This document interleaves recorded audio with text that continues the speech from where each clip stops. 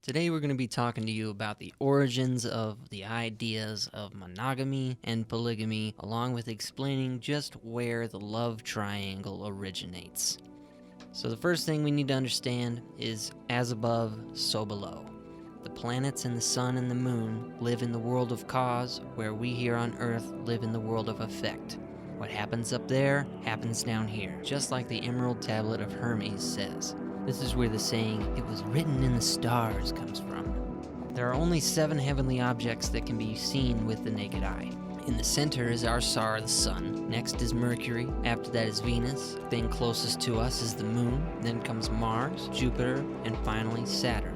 The idea of monogamy comes from the relationship between the sun and the moon. The sun provides light during the day, and by night his light is reflected off of his partner, the moon, who keeps a watchful eye until he rises again in the morning. The moon is the only other object you can see while the sun is still out. All the others hide away.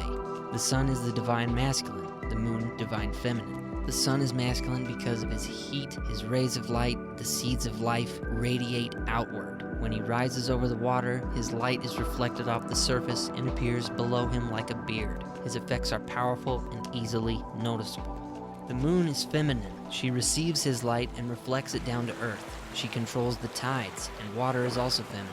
The oceans are deep, mysterious, and full of light. The feminine energy is one of emotion, and when we as humans get emotional, water tends to flow like a river from our eyes. The moon is also responsible for the menstrual cycle of women. Thus, menstrual is moonstrel, moonstrel, menstrual.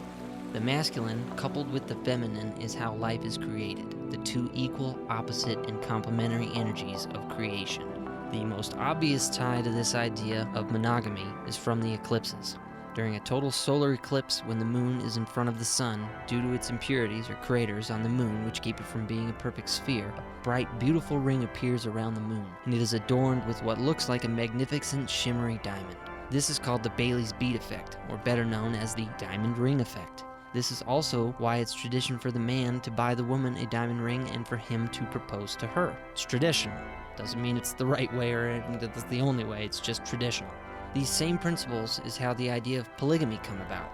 Because the masculine sun radiates his light to more than just the moon, and because all the planets receive his light, one could argue that everything in the solar system, save the sun, can be considered feminine, and thus men should be allowed more than one wife. What? I don't agree with this idea. I believe humans were not meant to be monogamous, but I don't think polygamy is the way to go either. That's why we tend to have multiple partners before choosing someone to marry. Monogamy is a choice, and if you make that choice, then you should make it completely and fully. You should commit to that one person. Serial monogamy, I believe, is the happy medium between monogamy and polygamy. And finally, we come to the all too familiar love triangle. Why is this so common in our lives? Once again, the answers lie above our heads within the relationships of the celestial bodies.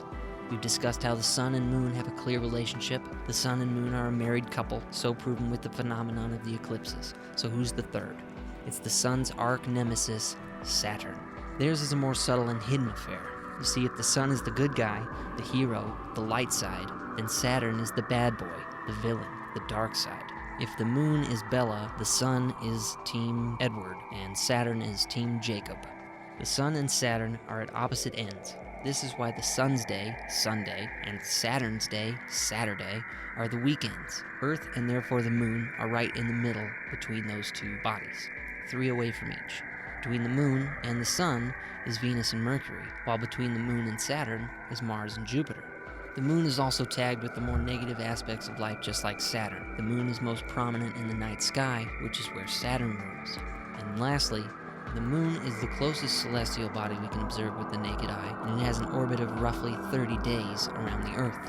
And Saturn is the furthest celestial body we can observe with the naked eye, and he has an orbit of roughly 30 years around the sun.